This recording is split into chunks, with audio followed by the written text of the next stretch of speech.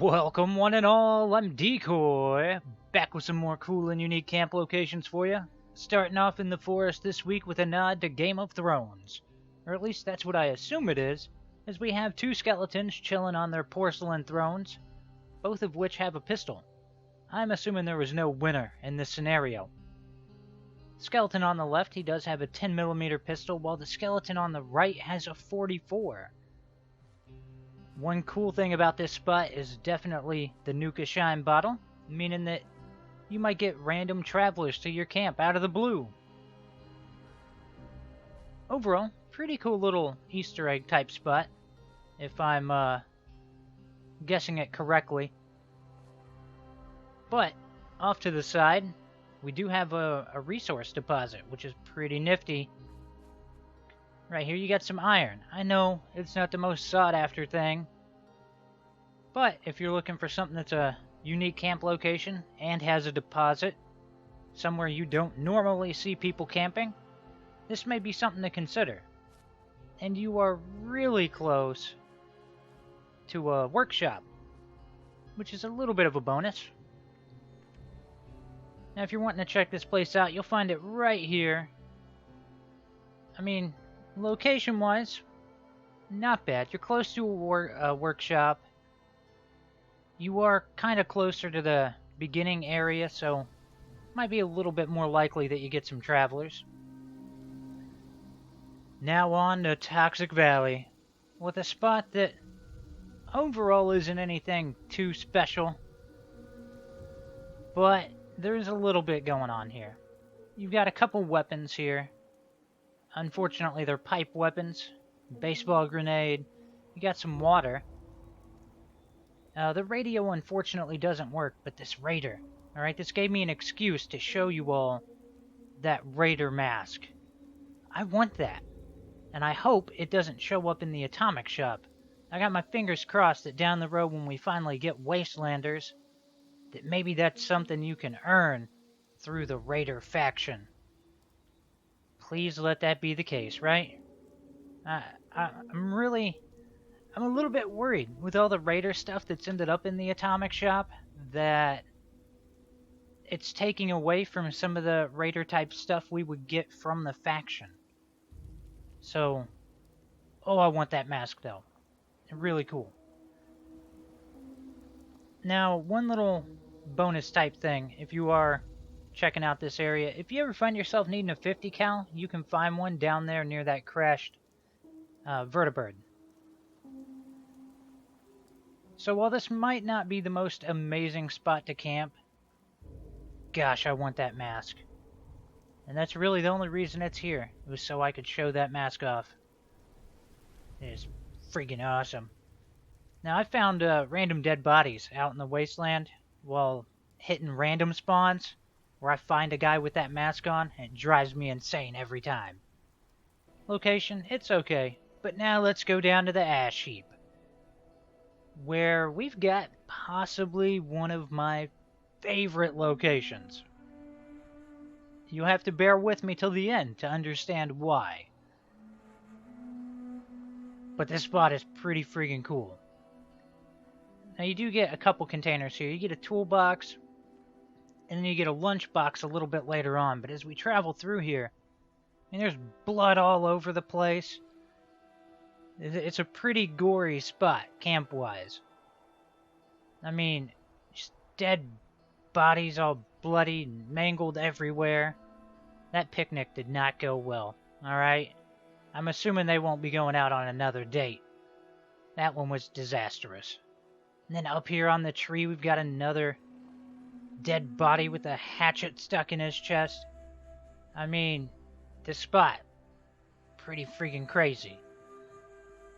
And then further down, we've got more dead bodies, as well as a ranger outfit and a couple ranger hats. But this spot is just freaking cool. That's all I can say.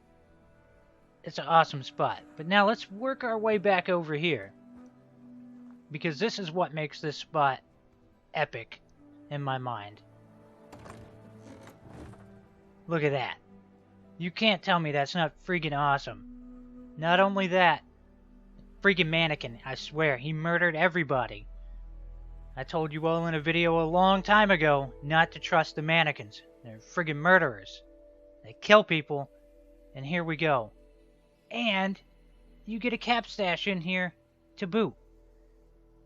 You can't tell me this spot isn't awesome. And then you got Teddy Fear hanging out on his shoulder, and they got matching hats. It's awesome. The wool fisherman's cap, or whichever one that one is. But yeah, I love this spot. In fact, I might put a link down in the description to my video where I warned everyone that the mannequins kill everybody. Because there you go. More proof for you. Decoy, you're crazy. Sometimes. Sometimes I am. But now let's move over just a little bit into the Savage Divide, where I've got yet another kinda creepy spot going on. It's not nearly as gory as the last one.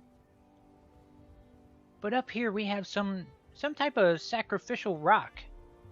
Alright, some weird stuff is going on here. Because it looks like this person was held down onto the rock and then dismembered. Some creepy stuff. But on the plus side, if you need some bone, you can find some here. Of course, with container, you have a toolbox, which is pretty cool. And you do get a few little deposits over here. You got some iron. Overall, it seems like a pretty neat little spot. And you get an aluminum deposit to help, take it a little bit further. So you can have a little sacrificial rock. You got your deposit. And you've got some ore as well right there. Now there is... I guess we technically have 2 skulls here. So if you are camping here and one of those challenges comes up for you to scrap skulls, at least you'll have a couple of them just waiting for you at your camp. And the last location I showed was so awesome that you can see one of my buddies went over there immediately after I got done recording and was like, I'm putting a camp here. That's when you found something awesome.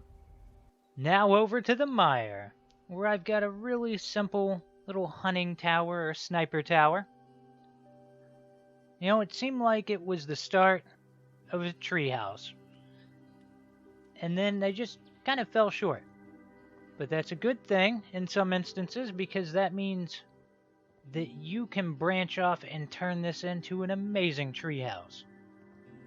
As for what you get in the location, not a ton going on here.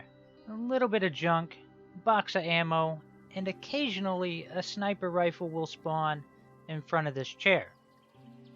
Sadly, it wasn't here when I showed up, so someone's either beat me to it or the game just doesn't like me. It's really hard to say. But the spot does have a fair amount of potential, location-wise, to keep you towards the bottom of the Meijer, making your fast travels down into Cranberry just a little bit cheaper for those who wish to venture there. Now, as for those of you who want to camp there, now to Cranberry Bog. You know it, you love it, and the Scorch Beasts love to kill you when you're here. Yes, it's our favorite place. A place of great sorrow and sadness, especially inside this tunnel. And this tunnel is freaking awesome, alright? There's definitely something cool about this. And it does kind of hurt on the inside just a little, because the walls of this place are full of skeletons, and it looks amazing.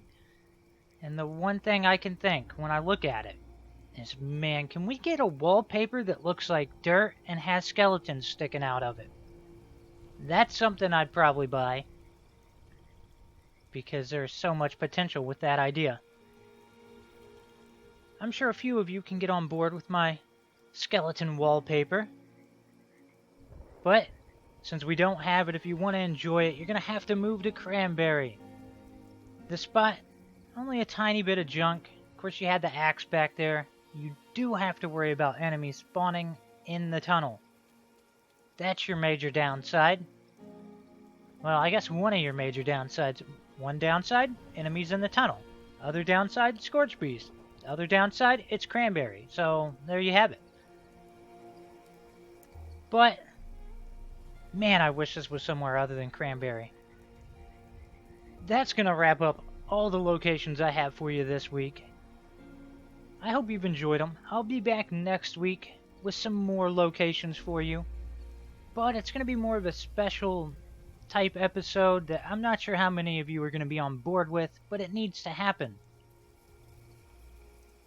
As usual, please remember to like, sub, and share. Later.